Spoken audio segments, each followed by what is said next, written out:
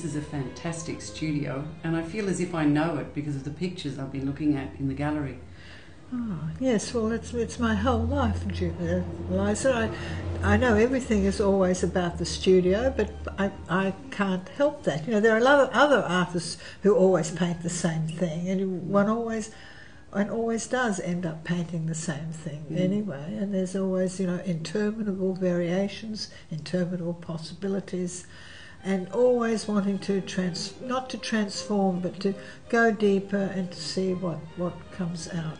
But I love it. How do you think your work has changed for this exhibition, considering others? Well, looking at some of the earlier stuff, it was much bolder and more, didn't have such tonal control. It was very blatant and noisy, and a lot of the younger stuff, it's very vigorous, and I'm quite happy with it, actually. But as you get older, you get more and more subtle, and you ponder over things, and it takes a very long time. As you get older, talking to my friend Elizabeth about this, it takes much longer to make a picture in a funny way. It's not so easy because you're always criticising yourself and looking and thinking, and sometimes you'll get a little flash and you'll be able to move quickly and clearly, but then other moments you're banging your head against the wall. So I think, you know, maybe in a painting, in a day of painting, you'll get 5 minutes of glory and the rest is sheer hell.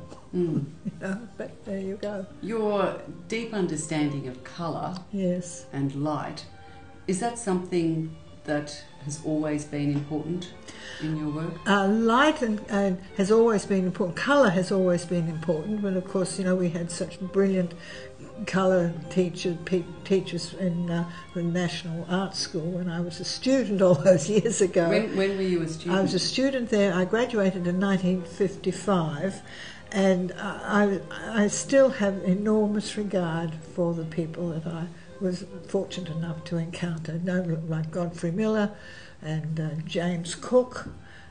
Extraordinary things that I've carried with me for my whole life, and I will never forget.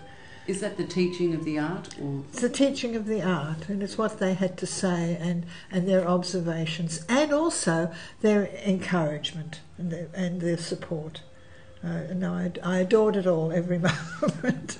I've heard it say that your work is described as a modern post-impressionist. Would that be fair? No, it's not as vital as it should be. Much more vital. I think it's a little bit more removed than modern post-impressionist, but it is the same. It's the School of Paris palette. It's the School of Paris colour theory. So for me, it's very emotional.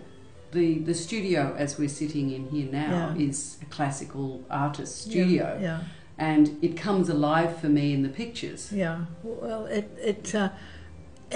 I waited all my life for this space, and I'm lucky enough to have had it for the last 20 years or so, and it means everything to me in a way. So I guess that's it, and the different aspects, and the way it faces west or east and west, and you get the variation of light, which is amazing all throughout the day.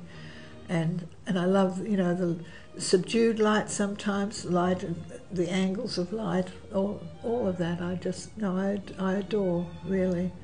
And actually, the beauty about having an exhibition is when you look at it and you think, oh God, you know, this will be the next way to go, and you're already cooking something else in your mind of what you want to do for the next round. Well, we're looking forward to that next exhibition. I hope it'll be soon. I know it took a couple of years to put this one together. Well, I had a setback of, you know, being old and having to have hip replacements and things of that nature.